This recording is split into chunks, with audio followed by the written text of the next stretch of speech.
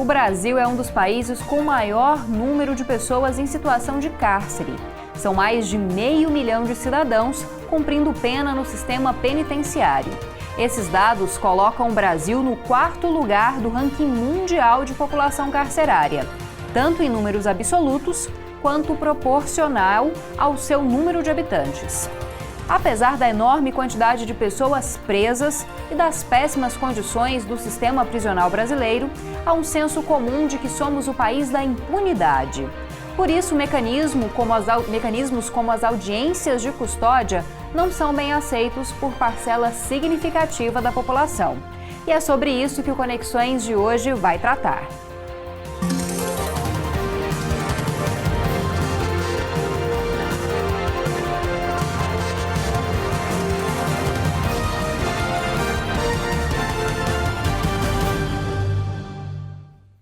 Olá! Hoje o tema do Conexões são as audiências de custódia. E para falar mais sobre esse assunto, nós contamos com a presença do juiz auxiliar da presidência do Tribunal de Justiça do Estado de Goiás, Dr. Sebastião de Assis Neto. Olá, muito obrigada pela presença. Olá, Camila, eu que agradeço pelo convite. Bom, essa entrevista vai ser bem informativa para as pessoas que ainda estão conhecendo esse sistema implantado no final do ano passado, né? Primeiro, o que são as audiências de custódia? Qual o procedimento para a realização dessas audiências? O ideal é que as pessoas não conheçam, né, Camila? Ou seja, o ideal é que não precisem estar de frente para o sistema jurídico, judiciário e carcerário.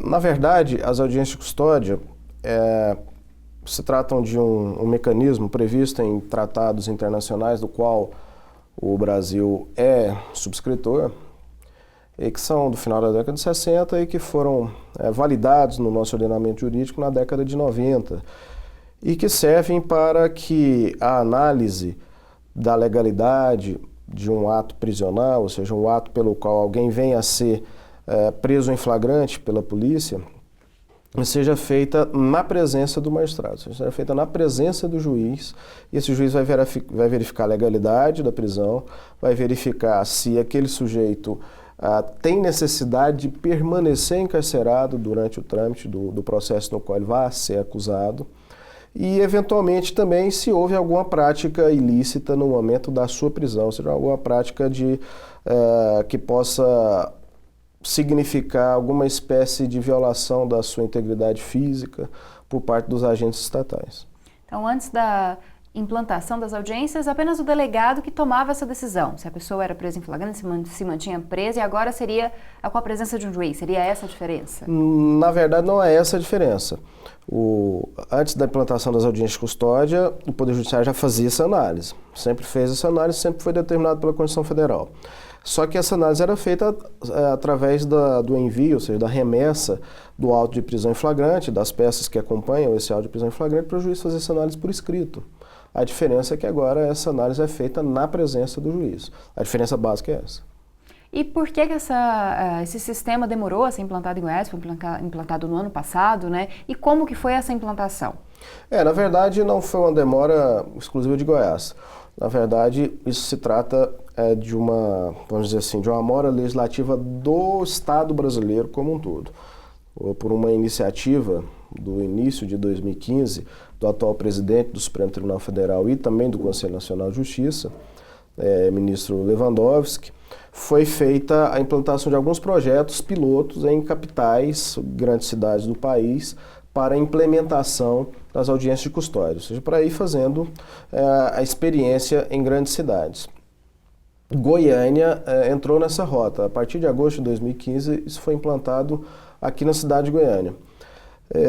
Posteriormente a essa implantação em várias cidades, o próprio Supremo Tribunal Federal, num procedimento de ação de descumprimento, de arguição de descumprimento de preceito fundamental, deu uma decisão determinando que todos os juízes do país, ou seja, que em todos os casos de prisão em flagrante, independentemente do local, fossem realizadas as audiências de custódia exatamente nos termos do que determinam os tratados internacionais, que são regras positivadas aqui, que fazem parte do ordenamento jurídico brasileiro.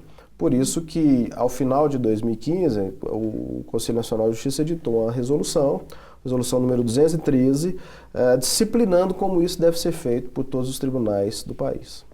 E depois desse quase um ano de realização dessas audiências, existem já dados, pesquisas em relação ao que essas audiências trouxeram, tanto para o Poder Judiciário também quanto para o sistema carcerário em Goiás? Sim, nós temos dados exclusivamente daqui de Goiânia, de agosto de 2015 até o início de fevereiro de 2016, foram realizados em torno de 1.300 a 1.700 audiências, ou seja, pessoas que passaram, que sofreram a prisão em flagrante e que num primeiro momento podem eventualmente vir a ser liberados pelo próprio delegado de polícia quando a pena não ultrapassa 4 anos, a pena prevista em lei não ultrapassa 4 anos, ele mesmo pode conceder uma fiança. Quem não é beneficiado com esse tipo de medida pelo delegado de polícia, aí vai ser encaminhado para audiência de custódia perante o juiz.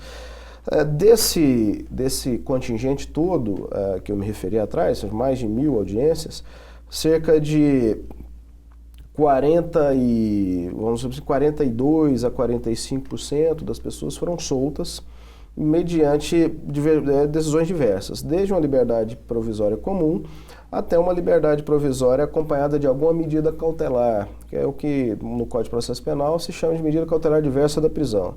Vai desde um acompanhamento psicossocial, a necessidade de comparecer em juízo para justificar suas atividades, aí dependendo do caso, às vezes até a instalação de uma tornozeleira eletrônica para monitoramento remoto do cidadão. Nós temos central da Secretaria de Segurança Pública que faz esse monitoramento e nós temos agora, isso está sendo expandido para outras cidades do estado, centrais de alternativas à prisão, onde os sujeitos que vêm a ser levados à audiência de custódia e posteriormente não são presos, eles são encaminhados para essas centrais, para nessas centrais receberem acompanhamento psicológico, acompanhamento sociológico, se for o caso até encaminhamento para alguma espécie de oferta de emprego. Bom, a gente vai para o intervalo e no próximo bloco voltamos para falar mais sobre as audiências de custódia em Goiânia. Não sai daí, a gente volta rapidinho.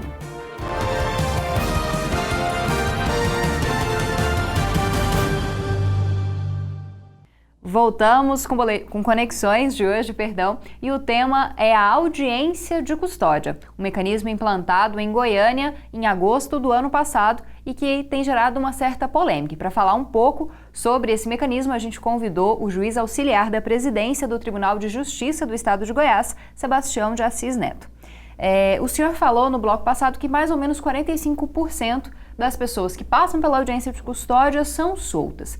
Esse número pode ser considerado alto, ele está numa média, e geralmente essas pessoas que são soltas, elas cometem que tipo de delito? Por que elas são soltas e não permanecem presas? É um número que está dentro da média nacional.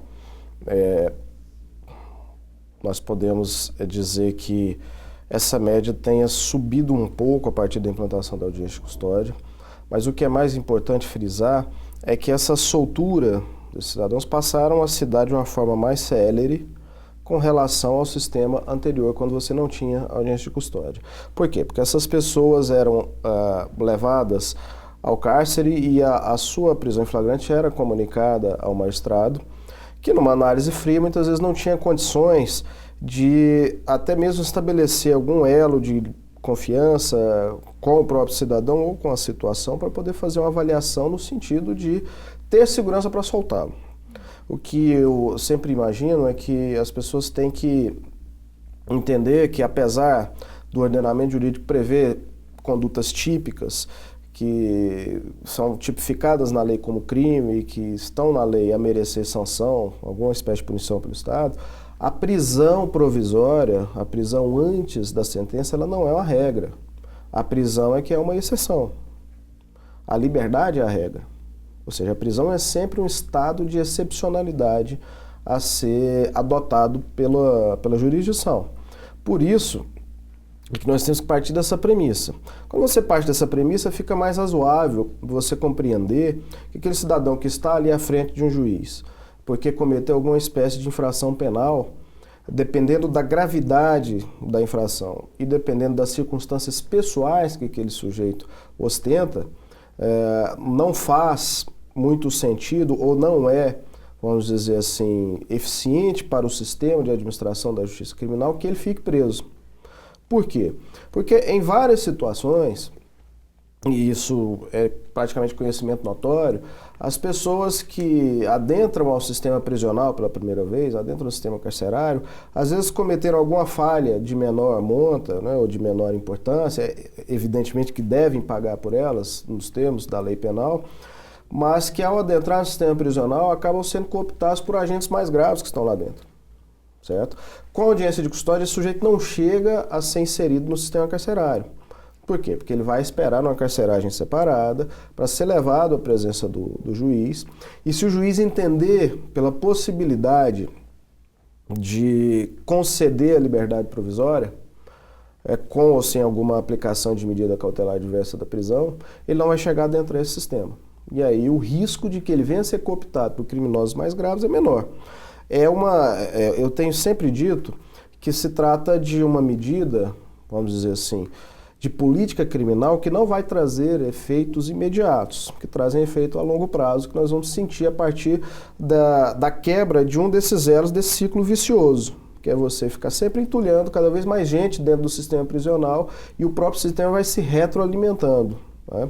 Os agentes mais graves estão dentro da cadeia, vão se prevalecendo daqueles novatos, vamos dizer assim, que poderiam aproveitar mais uma chance. E esse aproveitar mais uma chance também pode reduzir a reincidência em crimes dessas pessoas? Elas podem tentar mudar o caminho, mudar a rota da própria vida a partir da soltura numa audiência de custódia? Sim. Consta que antes da implantação do sistema de audiência de custódia, os índices de reincidência de quem era preso em flagrante e posteriormente vinha a ser colocado em liberdade num momento posterior, às vezes numa média de 41 a 45 dias de duração do processo, ou porque acabava sendo interrogado pelo juiz e esse optava por soltá-lo antes da sentença, ou porque recebia uma sentença condenatória e essa sentença condenatória era de aplicação de uma pena mais branda, como às vezes uma pena restritiva de direitos. Aqueles crimes de pena inferior a 4 anos, geralmente vão receber, se não tem violência, vão receber uma pena que não é de prisão, e sim uma restritiva de direitos, como uma prestação de serviço à comunidade, uma restrição de fim de semana, ou se não um regime aberto ou semiaberto, e essas pessoas acabavam reincidindo num grau maior do que o que se passou a verificar quando são soltas na audiência de custódia. Para você ter uma ideia, desse período que eu me referi, de agosto até fevereiro de 2016, em Goiânia, o percentual de reincidência de quem passou pela audiência de custódia e foi solto foi inferior a 3%, o que nos dá pelo menos um indicativo de que o caminho certo a tomar é de fato esse. E por que ainda gera tanta polêmica as audiências de custódia? As pessoas muitas vezes dizem que a justiça está soltando, aquela velha máxima de que a polícia prende, a justiça solta, e agora está soltando ainda mais rápido com essas audiências. Por que as pessoas elas acabam vendo dessa forma esse mecanismo? Veja, é um paradoxo. Nós não temos como fugir da afirmação de que a polícia prende e a justiça solta, por uma razão muito simples. Se a polícia é quem prende, quem eventualmente vá soltar é de fato o judiciário. Ou seja, o judiciário está ali para converter aquela prisão em flagrante em preventiva ou para eventualmente conceder uma liberdade. Então sempre quem vai soltar é o judiciário. Então nós vamos sempre estar de frente a essa afirmação. A polícia prende, o judiciário solta. Antes da implantação de audiência de custódia, isso já era uma máxima e vai continuar sendo uma máxima. O fato é que a audiência de custódia ou esse sistema de concessão de liberdades para pessoas que cometeram infrações penais não está aqui para estimular o cometimento do crime, mas sim para tentar fazer com que o sistema carcerário, o sistema prisional, não se torne um fator a mais no aumento da criminalidade. Ou seja, você não coloca na cadeia quem não deve estar lá, dependendo da situação.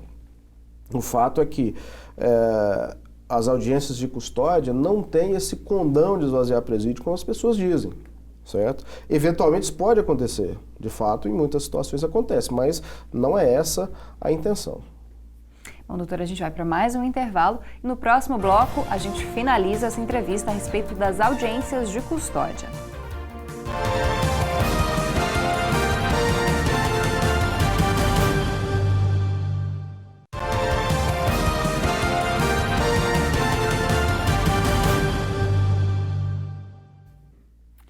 Estamos de volta com o último bloco do Conexões de hoje, que está fazendo uma entrevista sobre as audiências de custódia. E está conversando conosco desde o primeiro bloco o Sebastião de Assis Neto, que é juiz auxiliar da presidência do Tribunal de Justiça do Estado de Goiás. Bom, doutor, em relação a essa questão que a gente falou um pouco no bloco anterior, das pessoas acharem que o Brasil é um país da impunidade, que as pessoas não ficam presas, que as penas são muito brandas, enquanto, na verdade, a gente tem, como eu disse no início do programa, uma das maiores populações carcerárias do país. Por que as pessoas têm esse sentimento de impunidade, enquanto isso as cadeias estão superlotadas? É difícil concordar, principalmente diante da estatística, que seja um país da impunidade quando você tem uma população carcerária superior a 500 mil de habitantes e que há outros tantos mandados de prisão a cumprir. A estatística é parecida nesse sentido, a quantidade de mandados de prisão que nós temos a cumprir. O sentimento de impunidade, ele vem por conta da criminalidade acontecendo mesmo, na rua, no cotidiano das pessoas. Me parece que o sistema penal, o sistema de apenamento das pessoas que cometem infração, acaba não sendo o suficiente para, vamos dizer assim, desestimular o cometimento do delito. E no final das contas, é lógico que as pessoas têm essa sensação, às vezes, de insegurança ao transitar pelas cidades, ao praticar os seus atos da vida no dia a dia. O senhor acredita que haja alguma possibilidade de solução para esse problema, principalmente da superlotação das cadeias? As audiências de custódia podem, em alguma medida, melhorar essa realidade que a gente vive hoje? Também, de uma outra forma, também melhorar a reinserção dessas pessoas numa vida comum, porque uma hora elas vão ter que sair de lá e a forma como elas saem é que, às vezes, é o mais preocupante, né? Sim. Eu vou dar um exemplo. Encontrando com um colega, juiz criminal, há poucos dias atrás, e falando das audiências de custódia que ele já está fazendo, e não, nem é em Goiânia, ele até ilustrou, ou seja, a magistratura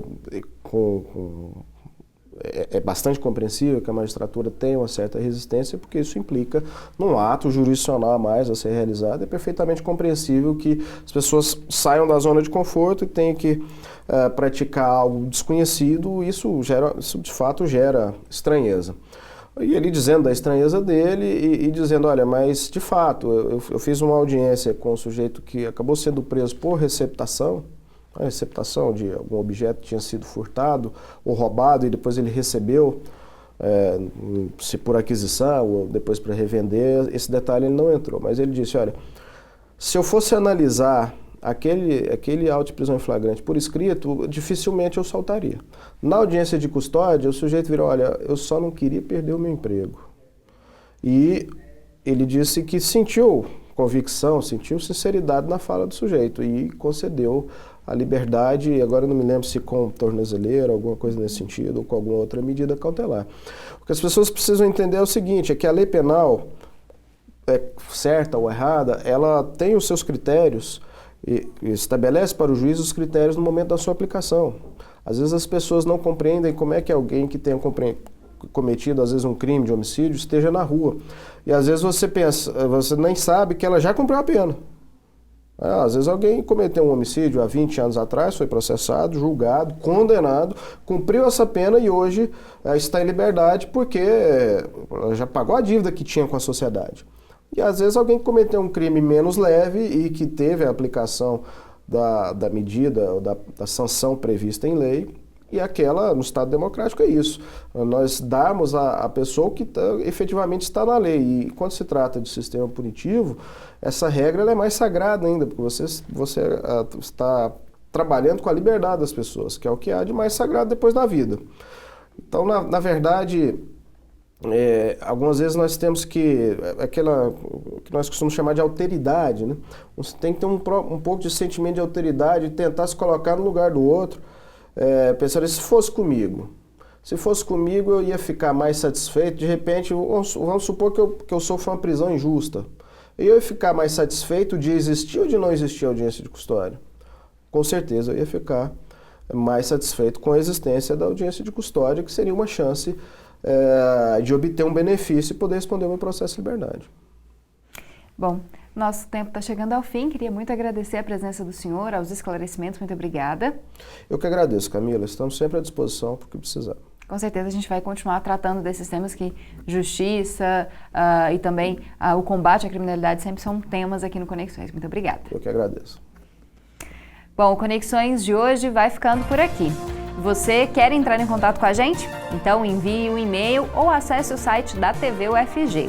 Nesses 2 locais você tem acesso às nossas redes sociais e também a todos os episódios do Conexões que são disponibilizados gratuitamente e na íntegra. Esse programa é uma produção em parceria da TV UFG com a Assessoria de Comunicação da Universidade Federal de Goiás e também com a Rádio Universitária. Na próxima terça-feira estamos de volta. Até lá!